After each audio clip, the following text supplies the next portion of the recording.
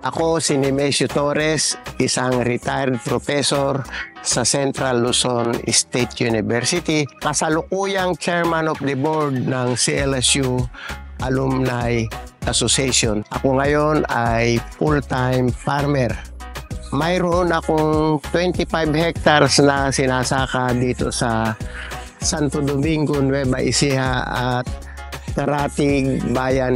Nasubukan kong gamitin ang Bioprime nung nakaraang cropping at nakita ko ang kagandahan ng paggamit ng Bioprime para mapataas ang ani ng aking bukid. Ngayong cropping, more or less, mga 11 hectares ang gagamitan ko ng Bioprime. Ako ay halos 30 taon nang nagsasaka. Simula nung kami ay magsama ng aking asawa, nagpundar na kami ng mga bukid na sinasaka. At katuwang ko siyang nagpalaki sa 3 naming anak.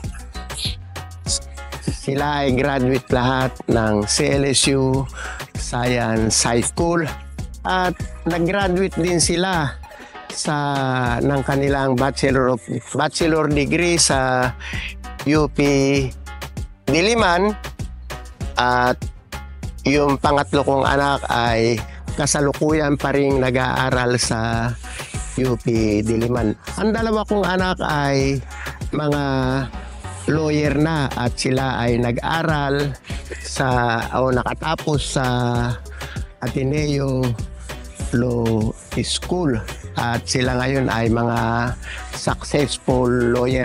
Ang asawa ko naman ay isa ng judge, pero ang pinagtutuunan pa rin namin ng aming pamilya ay kung paano mapaunlad ang aming pagsasaka. Noong una kasi talagang hindi ko napagtuunan ng pansin ang paggamit ng makabagong teknolohiya noong early 90 dahil ang gamit ko lang noon mga inbred variety, synthetic fertilizer, at nung mga sumunod na panahon gumagamit na rin ako ng organic fertilizer na sarili kong gawa dahil nanghihinayang ako sa aking mga bukid kung puro inorganic o synthetic fertilizer ang aking ginagamit. Hindi nakakatulong sa bukid, hindi nakakatulong sa kalikasan. Sa ngayon, ako talaga ay naghahanap ng mga makabagong teknolohiya. Ang gamit ko na ngayon ay halos hybrid variety na ng palay, at nung ma-introduce sa akin nung nakaraang cropping ang Bioprime, ngayon Bioprime na ang gagamitin ko sa halos kalahati ng aking mga bukid na sinasaka. Nang gamitin ko, nung introduce sa akin ang Bioprime, hindi ako nagdalawang isip dahil sa totoo lang, naghahanap ako talaga ng bio fertilizer na magagamit ko sa aking bukid. Nung gamitin ko ang Bioprime sa aking bukid, ay unang-una, reduce ang labor. Parehas din naman ng ani o mas higit pa ng konti ang inani ko sa paggamit ng Bioprime kesa sa traditional na synthetic fertilizer. Kaya sa kapwa ako magsasaka, napakadaling gamitin ang Bioprime. I-spray lang, konti lang ang labor na kakailanganin. Lalo na kung ang bukid mo ay malayo sa mga kalsada na mahirap magbuhat ng synthetic fertilizer. Pero dito, ang gamit mo lang, sprayer. May apply mo na yung Bioprime sa iyong sinasakang bukid.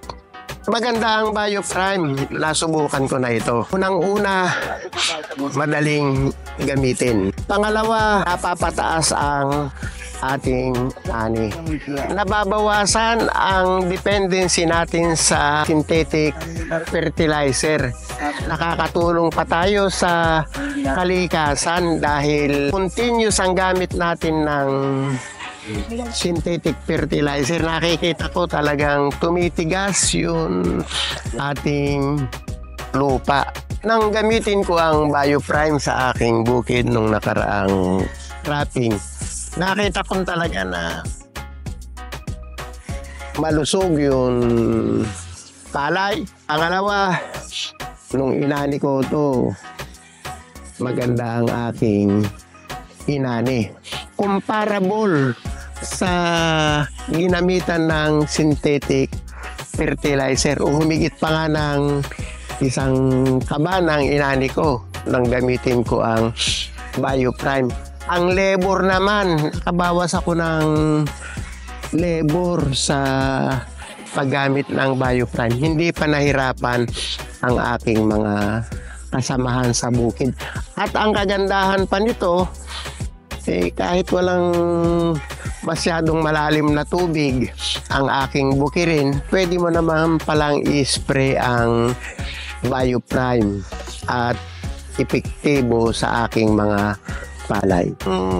Gusto ko nga lang sa paggamit ng Bioprime, talagang mapataas ang aking ani, maikondisyon ang aking mga lupa.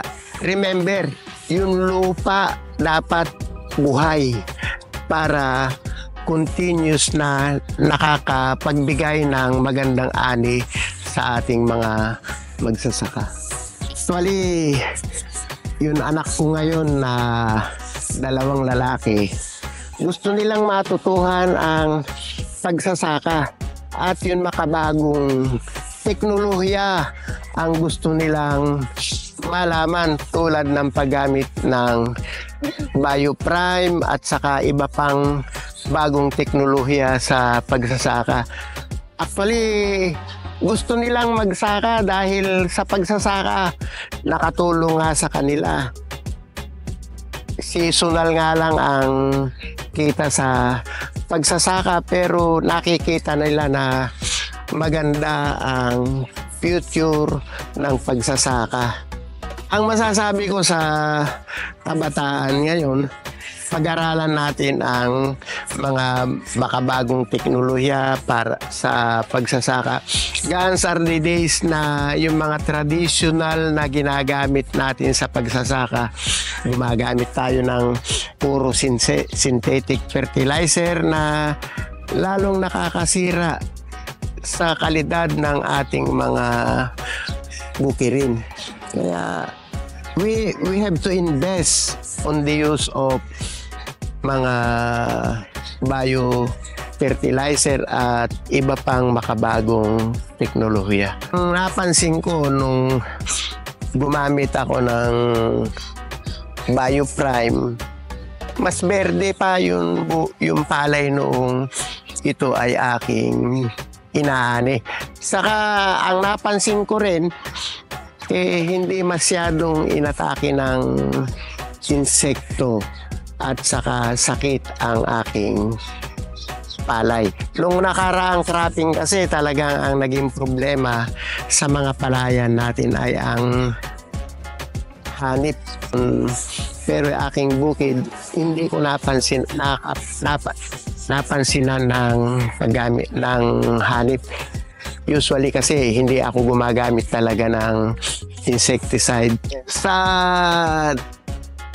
demong gagawin ko ngayon sa aking bukid, naglaan ako ng 2 hektarya. Yung 1 hektarya, ang gagamitin ko ay full synthetic fertilizer, more or less mga 7 to 8 bags ng synthetic fertilizer.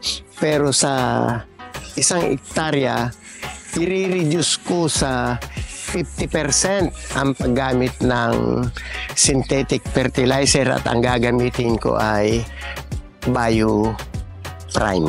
Ang kainaman kasi sa mga field staff ng BioPrime, pag tinawagan ko sila, andito sila agad. Unlike yung ibang mga biofertilizer, nagri-ring na yung kanilang mga cellphone. Ayaw pa nilang sumagot. Iiwanan kanila sa ere, pero ang mga field staff ng BioPrime, naririto sila sa akin palagi. Ngayon ay hinani ko yung aking palay na inaplayan ng BioPrime. Ang hinani ko sa isang hektarya ay 127 kaban. At yun ay tumitimbang ng 59 kilogram kada sako. Yung hindi ko inaplayan ng BioPrime, umani lang ako ng 112 kaban kada hektarya at ito ay tumimbang lamang ng 58 kaban, 58 kilos kada kaban. Ibig sabihin, halos 1 tonelada ang taas ani ko sa linagyan ko ng BioPrime. Kung tutuusin nyo, gumamit lamang ako ng 7 bag at kalahati. 7 bag at kalahati dun sa regular kong pag-aabono o paglalagay ng pataba sa aking palayan sa 1 hektarya. At doon naman sa ginamitan ko ng BioPrime, gumamit lang ako ng 3 bag at saka 35 kilogram ng abono. Kaya nakatipid ako sa labor, sa pagpapataba, at nakatipid din ako sa kabuuang gastos sa aking bukirin. At kung kukwentahin natin yung 1 tonelada, ito ay halos nagkakahalaga ng 20,000 pesos. Sa halagang ginamit ko na 4,500 sa BioPrime, kumita pa ako ng 15,000 pesos. Kaya buong puso kong irinirekomenda ang BioPrime sa kapwa ko magsasaka.